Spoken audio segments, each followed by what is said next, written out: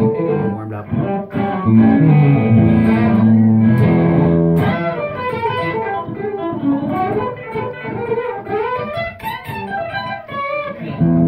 Hey guys, Lou Lombardi, I am back at you in your face once again with the awesome, incredible, amazing, blowing your mind, get to know Lou Lombardi series. Welcome.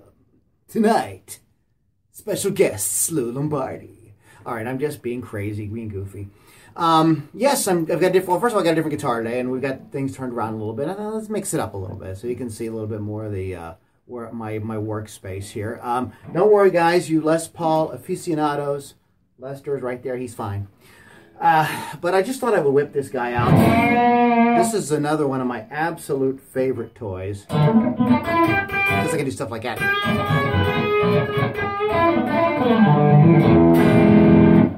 A little chicken picking.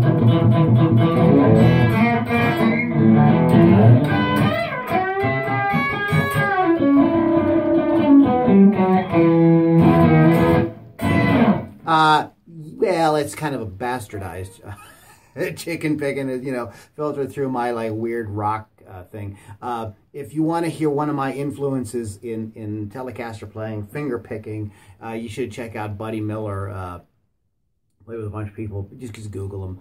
But a little bit more about me. A lot of things, something that people don't realize about me, because I am a rock musician, is that I grew up this crazy rock guy with the weird, crazy beard and all this. Grew up playing church music. Yes, I was a total church dude for a very, very long time, through pretty much from my very, very young age all the way up into my 20s.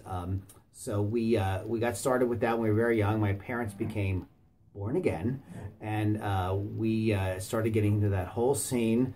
My sister and I loved music. We wanted to play music, but like any kind of rock music was forbidden. So we gravitated to the only outlet we had, which was playing in church. And it ended up being a very cool thing. I think that her and I both sort of integrated that whole stuff into our lives later on. But it got us to be comfortable in front of people. So when I got out and started playing gigs, you know, rock gigs or gigs in bars and stuff like that, I was already sort of acclimated to being on a stage. It was sort of second nature to me. And there was one of the things that people remarked about me was that, oh, he has really good stage presence. And it was just because we just got used to doing that. Also, that music is very beautiful music in its own right. Some of the great composers of all time composed religious music, namely Bach was a religious composer. So we had a really good foundation, I believe, in a really solid form of music. Also kind of got me interested because my parents, you know, if it was their music, it was okay. So we did get to hear some like oldies, and I'm making air quotes with one hand because I have my hand on the guitar. I guess I can do that. Oldies and stuff like that. So we had church music, some oldies, kind of floating around. So that music kind of ended up working its way into like kind of everything I'm doing, because you're at a young age, you get influenced so easily, you know, it's like a little sponge, the brain and everything, and so you're just taking it all in. Later on, as when I grew up and I went to college and I learned more stuff and I really started studying music seriously, I brought in, of course, learned all kind of other things. But this all with that church foundation, I felt was kind of ultimately a positive thing, although I would say that my worldview has progressed since then. Not to put any, you know, if you're a, you know, religious person out there, you know, my sort of opinion of it, hey, whatever works for you, man. You know, I love everybody.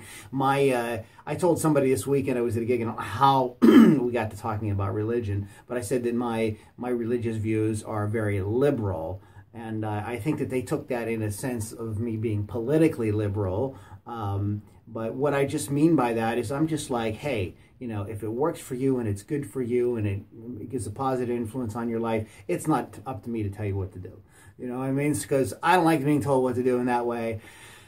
And I think that people should just have freedom to do what is right for them. All right, so that is a little snippet. We might get into a little bit more in future videos about my personal philosophy, my personal worldview, because like I said in a previous video, I like to teach and I do have a lot of knowledge about things I think could help a lot of people out there.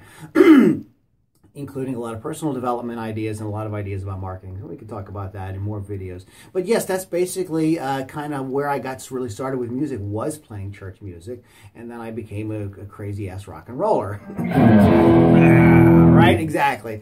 Okay, so you can get more information about me, hear more about what I'm doing on my podcast, podcast.ludinirockandrollcircus.com.